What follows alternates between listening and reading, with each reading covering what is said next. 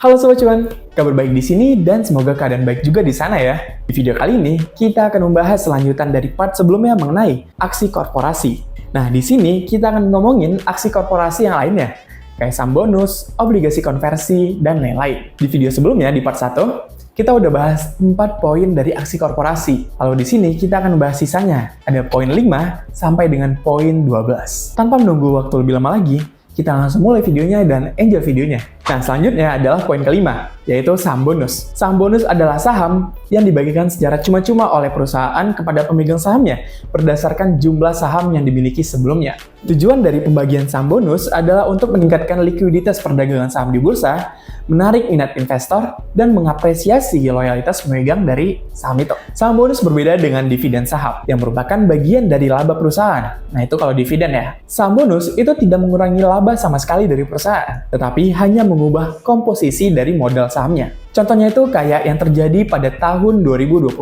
Pemilik saham BRPT yaitu Prajogo Pangestu membagikan saham bonus kepada setiap pemegang sahamnya dengan rasio 475/2. Artinya, setiap investor yang punya minimal 475 saham akan mendapatkan 2 saham bonus. Itu sangat menguntungkan, bukan? Nah, adapun untuk mendapatkan saham bonus, pemegang saham itu harus memenuhi syarat-syarat tertentu, seperti memiliki saham pada tanggal cum-date dan tidak menjualnya hingga tanggal ex-date. Oke, next, kita ke nomor 6, yaitu obligasi konversi. Obligasi konversi saham adalah jenis obligasi yang dapat ditukar dengan saham biasa dari perusahaan yang menerbitkan obligasi. Nah, jadi pemegang obligasi konversi saham itu memiliki hak untuk memilih antara menerima pembayaran pokok dan mendapatkan bunga obligasi atau mengubah obligasi menjadi saham dengan harga yang lebih murah daripada harga pasar.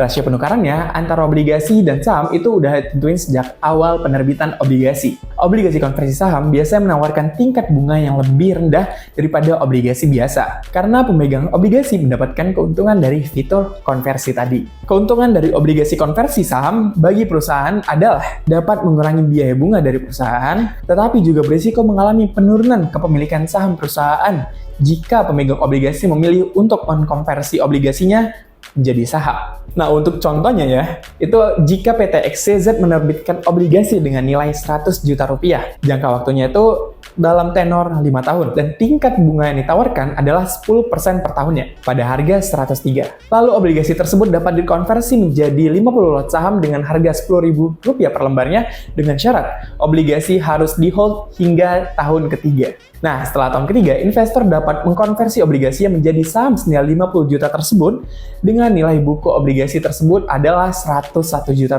Yang ketujuh ada stock split. Stock split adalah pemecahan saham di harga pasar. Biasanya, hal ini dilakukan perusahaan guna untuk menarik para investor dengan menawarkan harga saham yang lebih murah, tergantung rasio yang ditawarkan oleh perusahaan ya. Nah, untuk contoh konkretnya, datang dari saham BBNI, yang pada tanggal 10 Oktober 2023 akan melakukan stock split dengan perbandingan atau rasio 1:2. Nah, lalu maksud perbandingan itu apa sih gitu kan, 1:2? Oke, misal saham BBNI sekarang harganya Rp9.700 per lembarnya. Lalu setelah stock split, harga saham BBNI dibagi 2 menjadi Rp4.850 per lembarnya. Nah, emiten pasti berharap dengan harga yang lebih murah ini dapat menarik para investor untuk berinvestasi pada saham BBNI.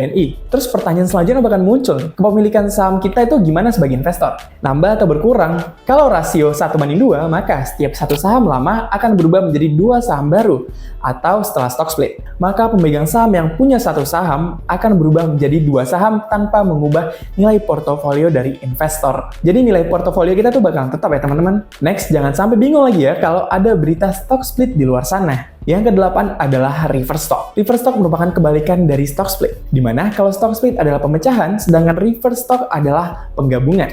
Jadi contohnya itu kayak PT XYZ melakukan reverse stock dengan rasio 2:1 pada harga Rp5.000 per lembarnya. Maka harga setelah reverse stock akan menjadi Rp10.000 per lembarnya, dan kepemilikan itu akan berubah pada komposisi yang sama aja, bukan nominalnya. Misalnya, saya punya PT XYZ sebanyak 10 lembar di harga Rp5.000. Maka setelah stock split, itu akan berubah menjadi 5 lembar di harga Rp10.000 per lembarnya. So, simple banget kan teman-teman? Kalau kalian belum mengerti, boleh banget nih tanya di kolom komentar ya. Yang ke-9, selanjutnya adalah buyback. Secara definisi, buyback adalah pembelian saham yang beredar di pasaran oleh perusahaan itu sendiri. Pasti timbul pertanyaan nih, kenapa perusahaan itu beli sahamnya sendiri? Kan udah dilepas nih ke masyarakat pada pasar perdana, yaitu IPO. Nah, alasannya itu adalah untuk mengurangi saham yang beredar pada masyarakat. Hal tersebut dapat berdampak kepada peningkatan nilai saham yang dimiliki oleh perusahaan itu sendiri. Logikanya tuh kayak gini, jika ada saham yang beredar di masyarakat, lebih banyak daripada saham yang dimiliki oleh perusahaan, maka harga saham itu akan terdelusi